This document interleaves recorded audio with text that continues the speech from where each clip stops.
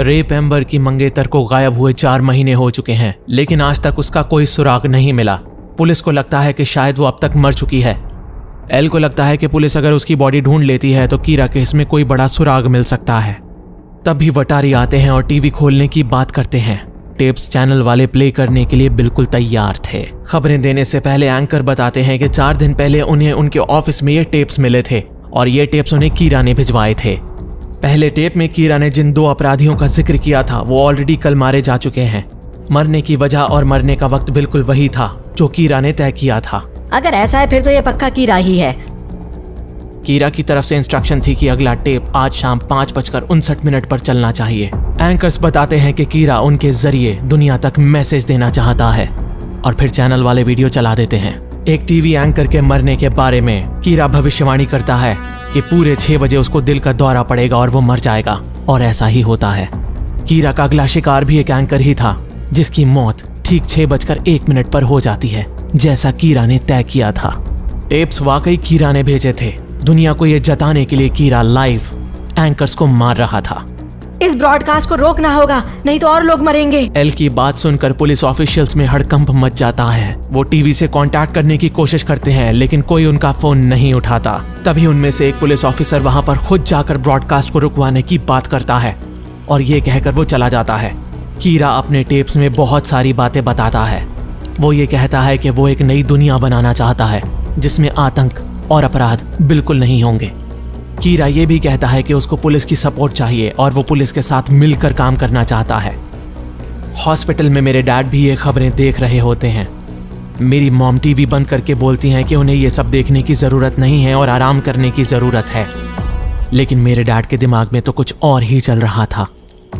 L की team से police officer directly TV station पहुंच जाते हैं।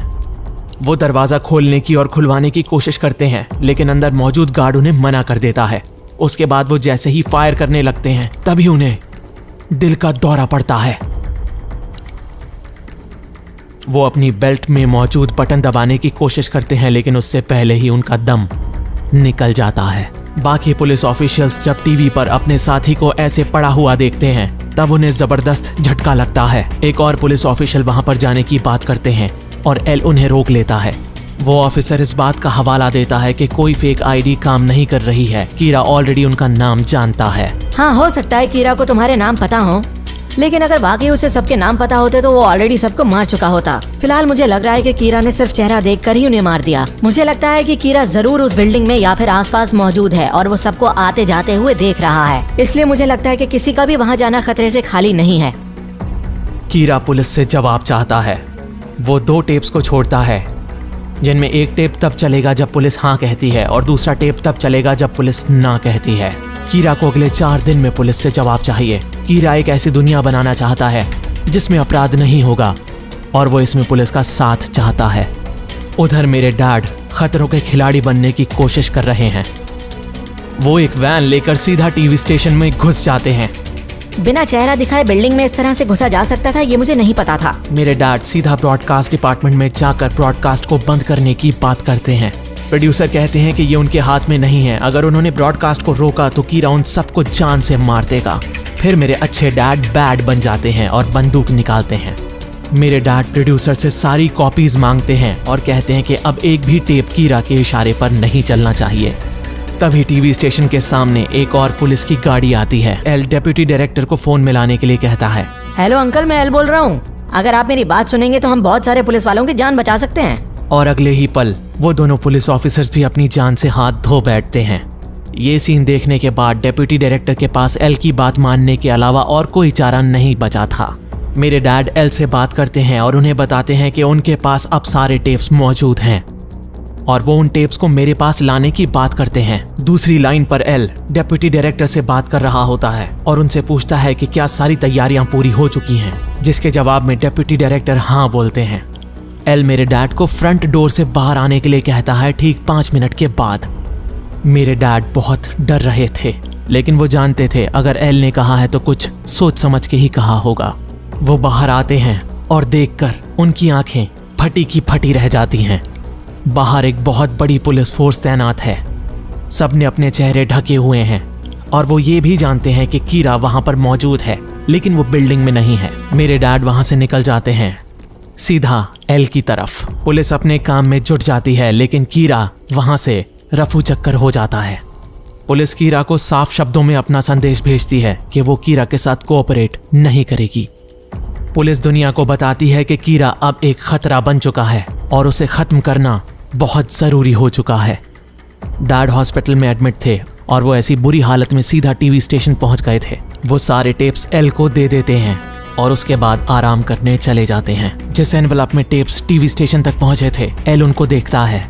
एल को कुछ गड़बड़ लग रही थी। एल फर्दर टेस्टिंग के लिए लैब में कुछ चीजें भेज देता है। फिलहाल कीरा को पकड़ने के लिए मेरा टेप्स को देखना बहुत जरूरी है। कीरा ने हाँ और ना के जो टेप्स थे उसमें बहुत सारी कंडीशंस को भेजा था।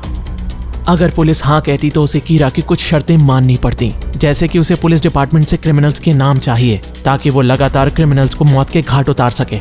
और वो ये भी चाहता था कि अगर पुलिस ऑफिशियल्स हाँ जवाब दे रहे हैं तो पुलिस ऑफिशियल्स को और एल को सबके सामने टीवी पर आना होगा।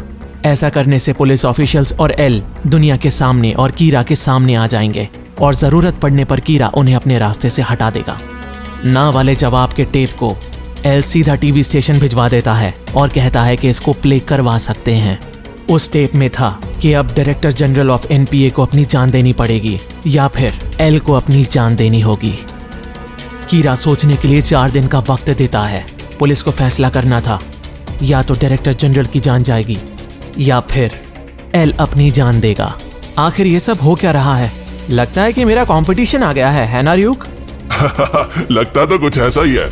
हमारी दुनिया में एक और शिनिगामी आ गया है और जिस किसी इंसान के पास भी वो डेथ नोट है उसके पास शिनिगामी की आंखें भी हैं, क्योंकि वो बिना नाम जाने ही लोगों को मार रहा है। उसके पास मुझसे ज्यादा ताकत है। एक बात तय है कि अगर सब कुछ ऐसा ही चलता रहा तो अगले 4 दिनों में एल मर जाएगा। वो दूसरा इंसान बेगुनाहों की जान ले रहा है और वो कीरा का नाम खराब कर रहा है। और अगर वो अपनी नासमझियों की वजह से पकड़ा गया तो मुझे भी परेशानी हो जाएगी। मुझे जल्द से जल्द उसे ढूंढना पड़ेगा। अब मुझे जल्द से जल्द टास्क फोर्स को ज्वाइन करना है ताकि मैं एल के साथ रहूं और उस दूसरे बहरूपीय कीरा को पकड़ पाऊं। चीफ यागामी बताते हैं कि बाकी सारी दुनिया से संदेश आ चुका है। सब यही चाहते हैं कि एल सबके सामने आ जाए। सोचने के लिए अभी भी हमारे पास 3 दिन का वक्त है। और मैं वैसे भी उस नकली कीड़ा के हाथों नहीं मरना चाहता। एल की बात सुनकर सब हैरान हो जाते हैं। हाँ, आप लोगों ने सही सुना। मुझे लगता है कि ये वो असली कीड़ा नहीं है, ये पक्का कोई और है। सब एल से पूछते हैं कि आखिर एल को इस बात का पता कैसे चला। एल बताता है कि उसने 2 बेगुनाह एंकर्स की जान ले ली, सिर्फ ये साबित करने के लिए कि वो कीड़ा है। असली कीड़ा कभी भी ऐसा नहीं करता। पहले कभी भी कीड़ा ने बेगुनाहों को नहीं मारा, लेकिन हाँ, FBI एजेंट्स को उसने मारा क्योंकि वो उसके पीछे पड़े थे। मैं आपसे जानना चाहता हूँ कि क्या मैं लाइट को इस केस में अपने साथ मदद के लिए रख सकता हूँ? मेरे डैड पूछते हैं कि क्या अब वो मुझे सस्पेक्ट नहीं मानता। एल कहता है कि शक पूरी तरह से हटा नहीं है, लेकिन मेरी बेहतरीन डिडक्टिव एबिलिटीज इस केस में उसकी मदद कर सकती हैं। मेरे डैड एल से कहते हैं कि अगर मुझे कोई परेशानी नहीं है तो मैं इस केस पर काम कर सकता हूँ। दूसरी तरफ वो लड़की सामने आती है जिसके पास डेथ नोट और शिनिगामी की ताकत होती है। वो मुझसे मिलना चाहती है, मुझसे बात करना चाहती है, इसलिए उसने वो टेप्स को टीवी स्टेशन में भेजा था। वो खुद को कीरा के नोटिस में लाना चाहती थी और वो कामयाब हो भी गई। उस लड़की के पास शिनिगामी की आंखें हैं और इसलिए वो मुझसे कहीं ज्यादा ताकतवर है।